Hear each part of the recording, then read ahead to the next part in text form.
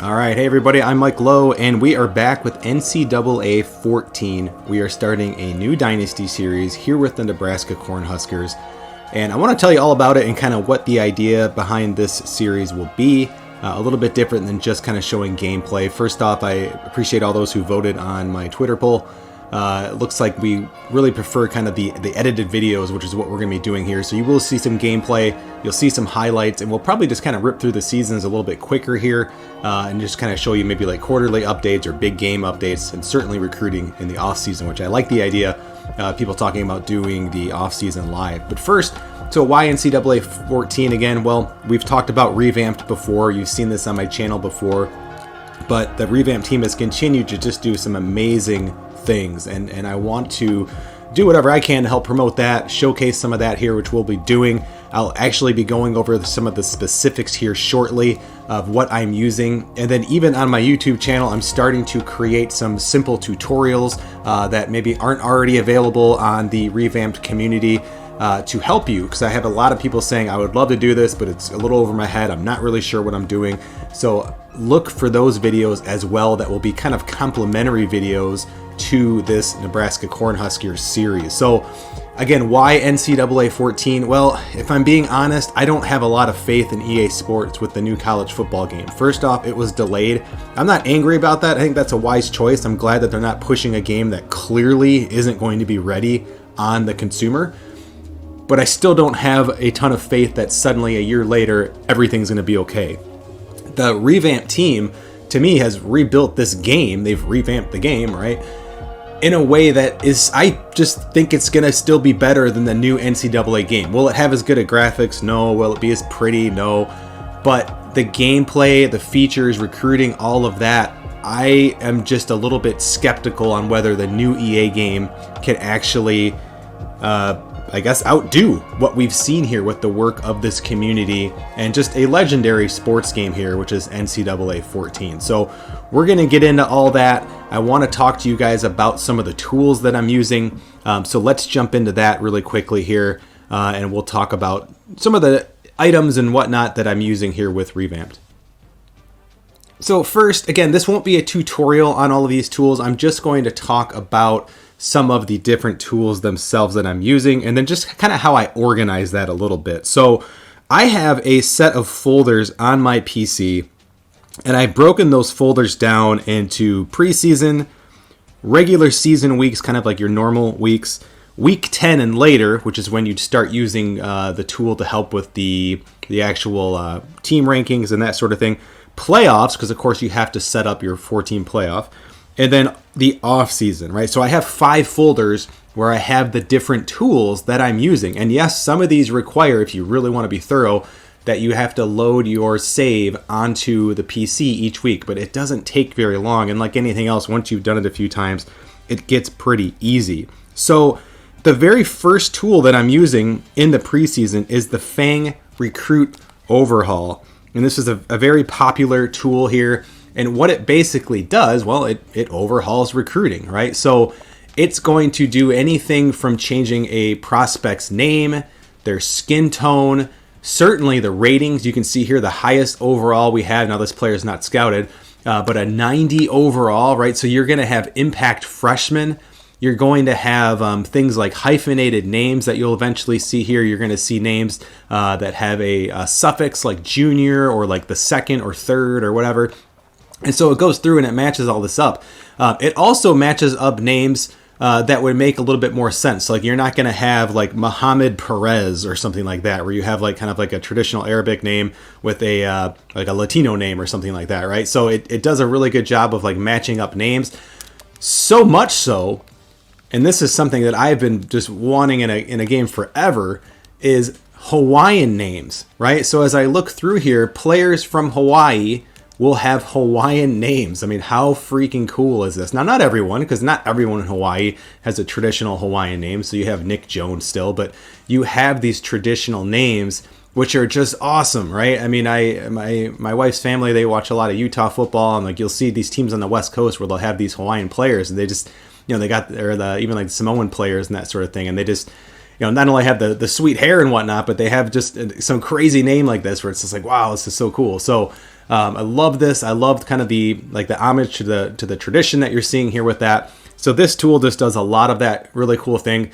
Not only that, but it will actually update and have like your top recruits. So let's go back to the full board here. It will have your top recruits only interested in really, some of the best schools typically, right? So, I mean, this is maybe a weird example because we're seeing Utah State, but the idea behind this is that, one, you're going to have the lock percentages a lot higher out the get-go. I have players in week 1 who are already scheduled for visits in the very first week, that you could have someone come watch your very first game. So again, some of these top players, you're not going to have a chance if you're Akron or whatever. You're not going to have a chance to even sniff this Trayton McCourt guy, right? And so again, it just does a lot of subtlety things. It does a lot of things under the hood. I plan to create a tutorial to kind of walk you through how to do this. And actually, I think that's the one I have already created. So if you're on PS3 especially, because there was not a PS3 video available, if you want to see how to use this on the PC side of it, I walk you through that on my YouTube channel. So definitely look for that. So that's the first thing I have in place. And that's really one of the only things I'm kind of doing in the preseason, other than obviously having revamped the latest version installed, which gives you the logos and things like that. I use 2 tools right now in the regular season, and one of them is called the Reset Impact tool. And what that does is when you go to play your games, it is going to basically remove your impact players so that they don't come into the game just kind of like way overboard. Now, this is one of the tools you have to do each week. So like here, my quarterback is an impact player. And what I'm understanding is that when I ran this tool, it removes this ability, because when you start getting players who have that kind of impact bump, it bumps them up higher than they really should be. And it just makes the game maybe a little too easy, or at least not as challenging perhaps as you want it to be now that the game's been out for so long and we're all getting pretty good at the game. So that's a tool I use. Again, that one needs to be run weekly because it's removing your impact players. And again, it looks like the text is still there, but from what I've understood, this has been removed and this player will just kind of play at his ratings. Speaking of ratings, another thing I've done is I've used a thread on Operation Sports that kind of recommends like removing or lowering the injury rating. Like, so each position, like quarterbacks were maybe like minus 40 or something like that. Halfback. So like every single position I've gone through and lowered the injury ratings. It took maybe 10 minutes total to do my whole team. You only have to do your team because granted, yeah, the teams you play head to head, maybe they won't have a ton of in-game injuries, but throughout the season they will with simulated games. You just won't really with your simulated games, right? So I mean, my linemen are super, super low. They're in the single digits, but they still really won't get injured unless there's a fumble recovery and they're tackled or something like that. What I do with my offensive linemen is I will find a team with the same schedule, the same bye weeks as Nebraska, and then I will match that up. So if their starting left tackle gets hurt in week 2 and they're out for 4 weeks, I will do the same thing. I'll sit my left tackle for 4 weeks. So anyway, the impact tool is one of the ones I use. The other in-season tool that I'm using here is really, really simple. If you've noticed, like the game, there's a lot of upsets in the game, right? As you go week to week, like sometimes you'll see these FCS schools beating North Carolina and so on.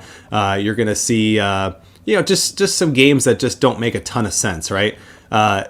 There is a tool that basically resets these predetermined scores. If you've dug into the databases of NCAA 14, you know that when you advance to a week, the games are simulated in the background. You don't see them yet, but this is how the game can show you like those in-game updates of like, hey, we're cutting live to a game here. Check this out. Those are simulated ahead of time. You can literally see the scores in the database, but there's a way you can reset those. And I'm not predetermining them. I'm just resetting them. I want it to be just kind of a fair sim, not a kind of predetermined, let's create some, generic excitement or something like that. Like I don't want it to be fabricated. And so, like Minnesota, for instance, they might get upset here. But instead, when I simulate this in week 2, it's going to have this set to just be a straight sim, and most likely Minnesota's going to win that game. You're not going to see these crazy upsets. Where that's going to really play a role would be a game like this, where like Central Michigan, like, yeah, do they have a chance? Like, yeah, maybe a 1 in 50 chance of beating Oklahoma State, but it shouldn't be like a 20 in 50 chance like it seems to be half the time when you simulate these games. This is another tool that you have to go in and just load the database each week, but guys, I'm telling you, with a flash drive, it takes like 5 minutes. It's not that long once you get your system in place. And I mentioned the folders that I use. It's super, super helpful just to have some sort of organization and just like a quick little note. I have just a README that I use just to kind of remind myself of what I'm doing. So then later on in the season, once I get to week 10, because sometimes the polls and whatnot will get a little bit crazy as you go, there is a poll tool, and it's called the CFP Playoff Rankings Generator. And starting in week 10, you'll load this up each time, and it will just kind of basically clean this up a little bit so that you kind of keep it looking more realistic. So that you don't have, say, like USC is like 10-0 or something, but they're still stuck at number 7. It's should probably bump them up a little bit higher. So I haven't messed with that just yet because I'm not in week 10. That will come later. And then in the playoffs, of course, we will use the Dynasty tool to create our 4-team playoff, which is super, super cool. This is one of the, I think, the first tools that the Revamped community worked on as far as like outside tools. And so we'll be using that. And then, of course, in the offseason, we will go back to the Dynasty tool because we will be using it to adjust team transfers, and we'll be using it to adjust progression. So sometimes you'll see even regression in players.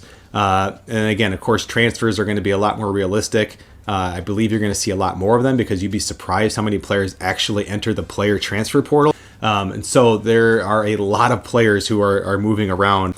But you get a more realistic experience with your player transfers, right? So one of the things I have to keep in mind is if I do have a player transfer, I will go back and just reset their injury rating. I have a note of what I did for each position, so it's really easy. Like if a left tackle leaves, I know like, well, I basically subtracted 80 from their injury rating. I can just kick on 80 for them as they go to their new school so that they're not being hurt every single game that is being simulated. So we're doing that. There's also I talked about the transfer, but that's actually with Fang's transfer overhaul I'm using. So we'll use the Dynasty tool for progression, and then Fang's transfer overhaul, which is a tool I haven't used just yet, but we eventually will be. So finally, the last thing that I've done is I have loaded in, and I believe his name's Noob, N-E-W-B or something like that.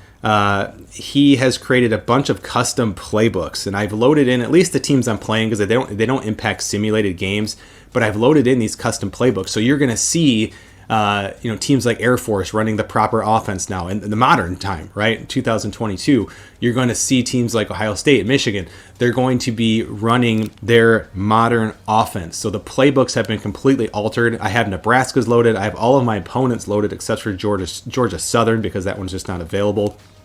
So that's there too. So a ton of tools, ton of really, really exciting stuff, but it's really time to start diving into this actual dynasty. So let's talk more about the Nebraska Cornhuskers. So you've probably have already seen that we are sitting in the year 2022 in this in this dynasty that we just started. But not only that, we were able to update things like the coaching contracts, and every single thing you're seeing here, I mean, it's historically accurate now. It's amazing, right? So you can look back and actually see what has Nebraska done. We're not fake starting in 2022, where it's really last year was 2013 or 2012. This is the actual history of the teams here. This was another piece that I had to add in the preseason. I forget the name of it, but it is they're basically just text files, right? And you just load these in, or I guess they're CSV files, sorry. You load these into the database, and it was a very, very simple thing. It's also the way that I got the accurate 2022 schedule, right? So not only are you seeing the accurate, Nebraska team record and things like that, but you're going to see the actual accurate team schedules. So Northwestern, Georgia Southern, Oklahoma, and so on. So, I mean, this is as accurate as it can get. So super, super cool. That will all be up to date here. And again, those are just CSVs that I loaded in. I don't remember the exact spot, but again, if you just searched in the Discord on the Revamped Discord community there, you'll be able to find those pretty easily. What I love about the stuff that I loaded in there too is all of the school records are updated as well. So you're going to see records that go way beyond when this game released, right? So like let's look at, say, Ohio State, who obviously has been pretty damn good since this game's release, right? So you have JT Barrett, Dwayne Haskins is in there, right? And these, of course, have happened sort of in the future of when the game was released, but this has all been updated. just awesome stuff here. So, I mean, you're seeing all kinds of really, really cool stuff. I mean, Chase Young is in there for sacks, right? So, I mean, just phenomenal stuff. And again, of course, getting the year to be 2022. But even beyond that, as I go into my depth chart, I mean, you're going to see that it goes down to the layers of the actual player card, right? 2022, right? Everything here is going to show as you'd expect. One last thing I forgot to mention we're using is the Sea Gators sliders. Now, these are very, very different than the sliders I work on. These are under the hood changes, right? So I mean, it's pretty intense what's going on there, but it completely alters the game. There are some gameplay elements that have been edited under the hood, so to speak, right? And so if I just go in and look at my sliders, I mean, of course, you're going to see sliders moved around. So like there's sliders here that are set, but these came as part of a profile from a guy named Sea Gator on the Revamped community. And if you go into that slider section, you'll definitely see his name and people talking about it. But it goes beyond that, because like I said, there's under the hood things here with the way that even the penalty sliders work and that sort of thing. But you can see, like fatigue, for instance, it's removed, like it's completely taken out. So I mean, there's like elements here that are happening under the hood, and I don't know if that means fatigue is off per se. I use substitutions anyway, and I have my injuries set in a way that guys are getting knocked out for a few plays and they come back in. So I mean, you're seeing a lot of this stuff happen here. So, but there is a lot going on under the hood there with those Sea Gators sliders. So yeah, just wanted to touch on that really quick. But in Nebraska, what are we looking at here? Why did I take Nebraska? That's a question I usually get. Well, I like to take a team that's kind of actually in some turmoil in real life. Of course, they fired their coach here in the middle of the season, or at least the start of the season. So I thought, well, they're eligible. That'd be cool. Also, I mean, they're in the Big Ten. So, I mean, I grew up in the Midwest. Big Ten football is something I enjoy watching. And I just kind of figured, like, well, Nebraska's a good landing spot because they're very historic. They're a team that, I think we could maybe rebuild. I wouldn't need to necessarily bounce around. Maybe if we get an offer from, Alabama or, something one day, maybe we jump ship. But this is a team we could stay with this entire series. I know people kind of like that. Let's start in the MAC and we'll work our way up. And that's fun and all, but I really want to kind of get to know the recruits in this series a little bit more.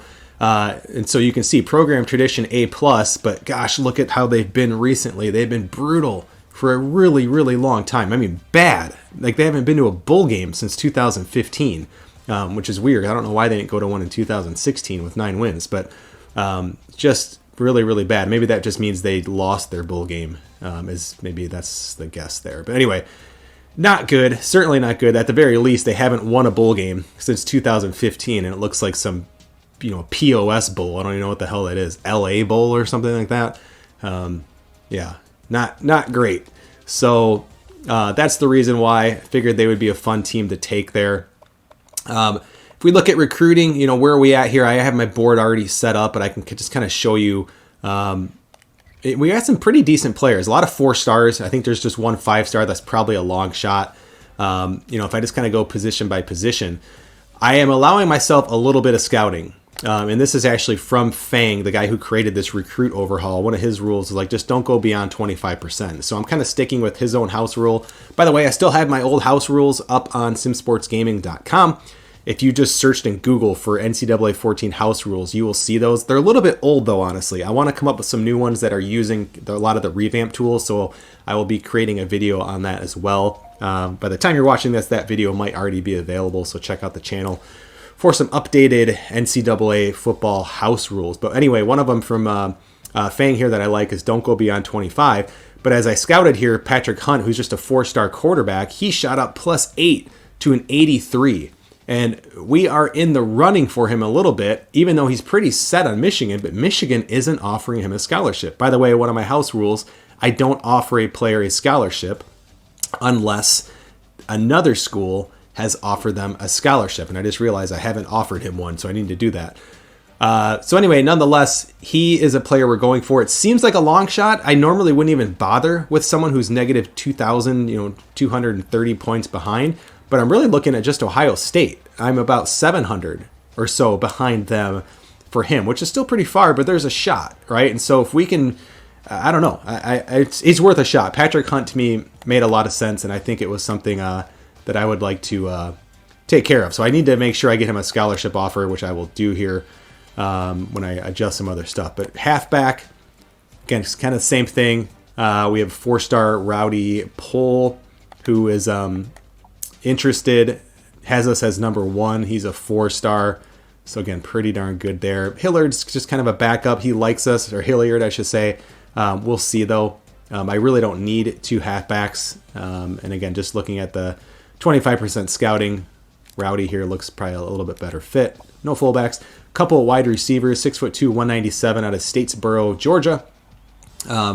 Has us in the mix there. We're at number 2 behind Ohio State. Here's a guy from Hawaii, which is an awesome name, by the way. 6'6", 236. This guy looks like a Calvin Johnson out of Hawaii. So, but again, pretty far back. But we're shooting our shot here. Again, if you look a little bit more under the surface, we're in the mix because USC just doesn't really seem interested in this kid. And so we're hopefully right now just kind of competing with Washington. So we're going to see how that works out. And again, pretty similar stuff there. I don't need to go through every single position. We are a little short on tackle, so I have quite a few guys there that we're at least just taking a look at. The only 5-star that's on the list here is Dylan Akocha. I don't know. Akocha, however the hell you say it. He's from Bloomfield, Michigan. 6'4", 238. So pretty big. Pretty big linebacker, especially for a team like me that runs like a 4.25. And let's see where he's at here. Top schools. We are 3rd, but again, the idea is if Michigan for some reason decides to leave this guy alone, maybe we can jump into that top 2. We potentially have a shot. It's a bit of a long shot, but nonetheless, that's where we're at with recruiting with Nebraska. So before we get into some gameplay, just a real quick look at the Nebraska roster. I mean, really, we're looking at, we have a decent passing attack here with Casey Thompson, 87 overall, 91 overall, Trey Palmer, senior receiver. These overalls are a little bit lower than they probably are actually, just because I lowered the injury rating on every player. So every player probably went down about 1. Some of the linemen, because I lowered it so low, went down like 2 or 3 points. But still, definitely have some players here who could make some noise. Garrett Nelson looks like a real nice end. A couple bookends there with Mathis as well. So, we're just kind of looking around. We should be able to be okay, really. I mean, I think we're going to be able to generate some pass rush. We have some good safeties that we're pretty deep there. But again, are we a top team in the country? No. But could we make some noise in the Big Ten? For sure. My coach contract, I feel like it's a little unfair because I don't think those really ever got updated with all of the different tools and whatnot we're using. But they're expecting an average of 11 wins.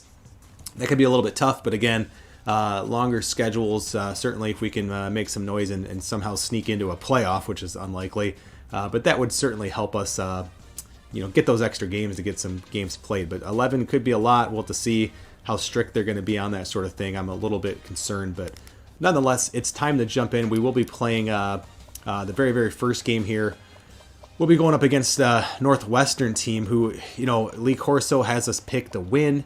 I don't think, if we play our game, as they say, right, shouldn't be a huge problem. They certainly have some nice players too. It should be a pretty good matchup, but I do like us in this game with us just being the home team. But gosh, who knows, right? It's the first time playing with the Seagator 2.5 sliders. It's the first time playing with the Northwestern playbook, which has been updated to make the AI pretty lethal. So it should be a pretty interesting game at the very least, hopefully. And as I mentioned before, Lee Corso is picking us here to win, but we'll have to see. So let's take a look at some of the highlights from Week 1, Nebraska at Northwestern. Hi everybody, Reese Davis with you, bringing you the EA Sports NCAA Football 14 pregame show presented by Nissan. Innovation that excites. Back in the day when Bo and Woody were ruling and Archie Griffin and Ricky the Peach Leach were the stars, the Big Ten was about 3 yards and a cloud of dust. Not anymore. You can see anything, spread option, 5 wide, great diversity in the Big Ten. Thanks for checking out the pregame show. NCAA college football action coming up next with Brad and Kirk on the call. David and I will see you at halftime.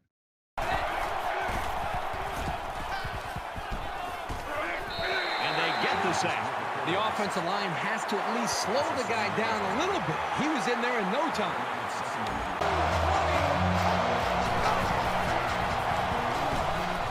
Keeps Gets it on the ground, and they won't get the first down. Big stop by the defense.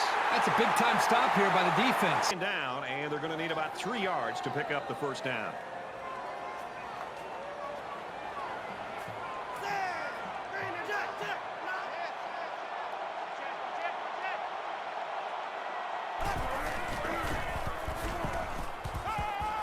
Quick pass. He's at the 30, to the 20, to the 10, and he will score.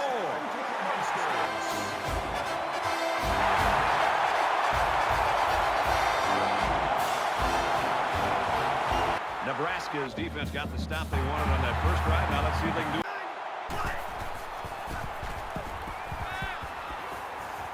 Throws right, intercepted.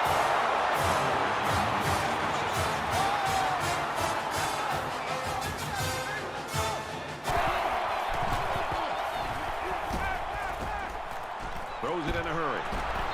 And down he goes at the 13-yard line. That was a really nice play on the ball by the receiver for a substantial gain and a first down. Here comes the pressure. And he's going to be sacked for a loss.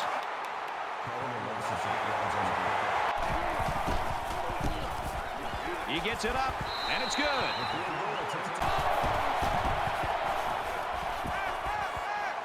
Short pass, middle of the field. Down at about the 41.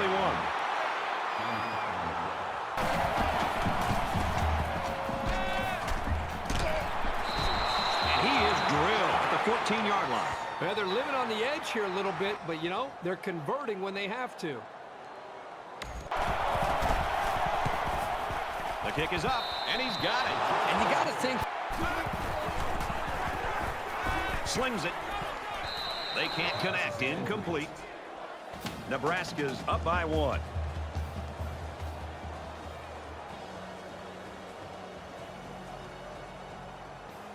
We've played 30 minutes. Glad to have you with us. David Pollack and I here in the studio to break down everything that just happened in your game. Northwestern's locked up in a tight battle. They are down at the half right now, but you have to remember in football, each play has a life and a history all its own. You can't spend time looking at the scoreboard, and really, I think this team ought to be encouraged rather than discouraged after the way it played in the first half. Well, yeah, Reese, and you talk about each play. There's a couple plays that could have swung this game the other way, and they could be leading at the half right now instead of being down. So I don't think you get discouraged whatsoever. You've had some success. This game is completely within striking distance. There is no reason to get down. Find those things that you did well in the first half. Continue to go back to them. Continue to have success. Make a few more plays in the second half. Next thing you know, you look up and you might be winning this ballgame. That'll do it here in the studio at halftime. We'll try to see if Pollack can bring a little energy in the second half. Got a lot of games to watch, including yours. Brad and Kirk ready for the second half.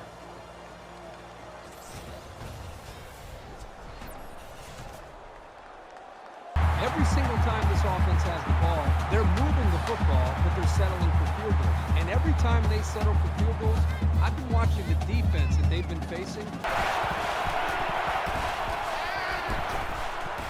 First down, Greg. He's at midfield. Here's an opening at the 30, to the 10. Touchdown. Big play.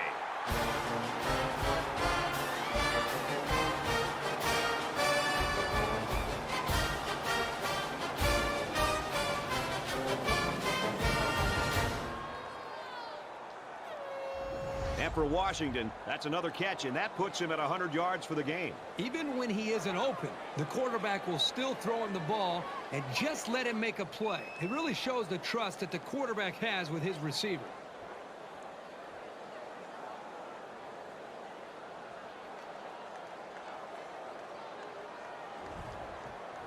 There's a player down. I'm not sure what happened.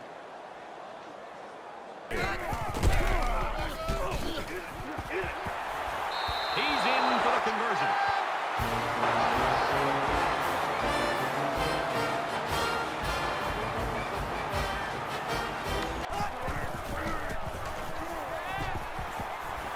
He's on the run. Decides to tuck it in, and he's got space. Out of bounds around the 48.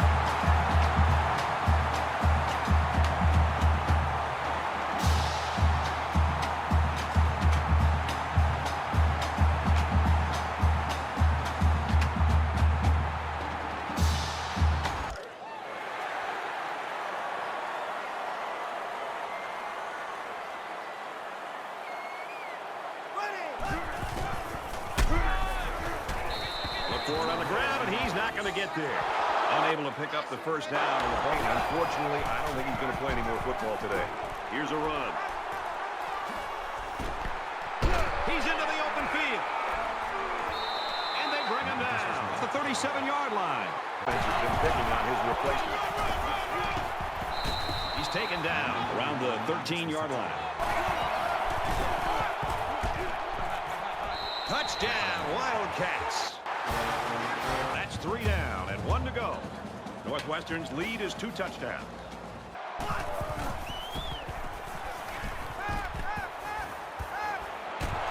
And he's knocked out immediately after the catch. That is Touchdown, Nebraska.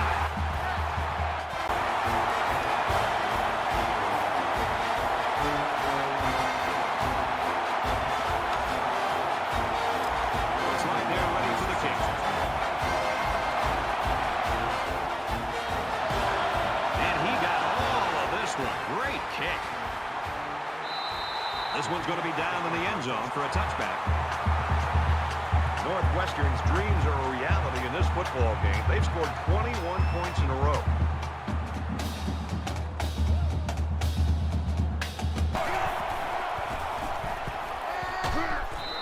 And he's going to be sacked for a loss.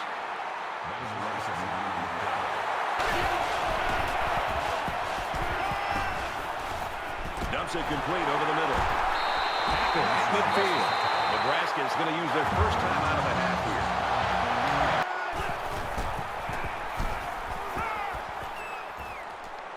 Quick throw. They'll bring him down at about the 47-yard line.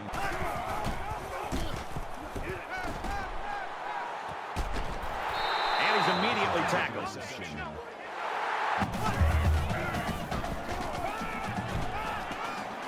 Gets to that quicker. Nice pickup as they connect on the pass play. But they look to...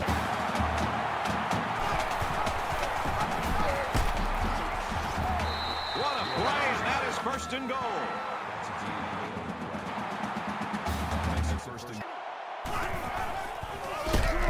Touchdown, Cornhuskers.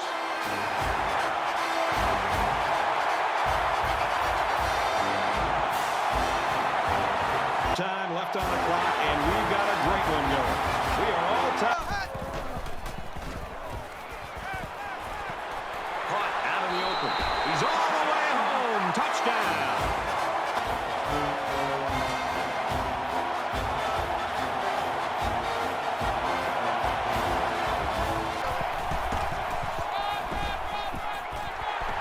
Touchdown, Wildcats.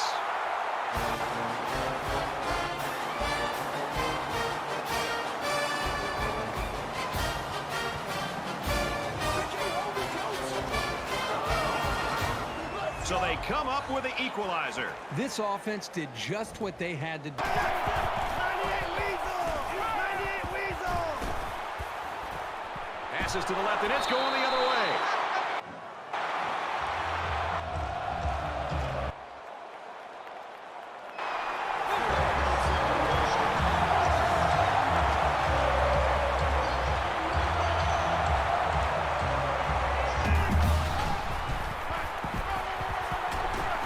And down he goes at the 2-yard line. A gain of 8 on the carry.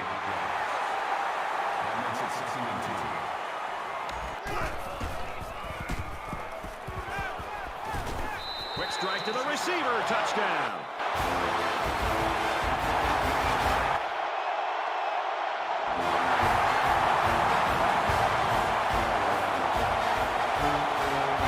I'd give the game ball to the whole defense. Their performance in the first series of the second overtime was just huge. The Cornhuskers coaching staff, Kirk, do they start wondering, hey, are we going to have trouble with our star player after the struggles we had today? Well, I think the coaching staff's got to be happy that this team is able to win the football game and overcome the fact that their star player didn't have a great game. But I think making adjustments and changing the game plan because their star didn't deliver, I think that would be a big mistake. All right, so that does it for week 1 as Nebraska pulls off the comeback, 14 points in the fourth quarter to win 34-28. Let's look at some of the team stats here. Pretty evenly matched there, but again, the big story, of course, really kind of the tale of two quarters, I guess. Big third quarter for Northwestern, big second quarter for Nebraska. Thompson, nice game, 203, 3 touchdowns, 2 of those in overtime, 77% completion, even though off to a bit of a slow start. Run game was really strong. Grant, 21 carries, 132 for a 6.2 clip. AJ Allen, the freshman, true freshman, 6 carries, 25 yards and a touchdown. Receiving, it was the Brown show there, 5 receptions, 85 yards, 17 per, and 2 touchdowns. They mentioned Palmer having a bit of a slower game. The defense played pretty well, picked up, I believe, 3 sacks and an interception that happened by the true freshman Hartzog in overtime. All right, that does it for episode 1. Thanks, everyone. Make sure you subscribe if you haven't already. Give the video a like if you want to see more of these videos, and we will be back for episode 2.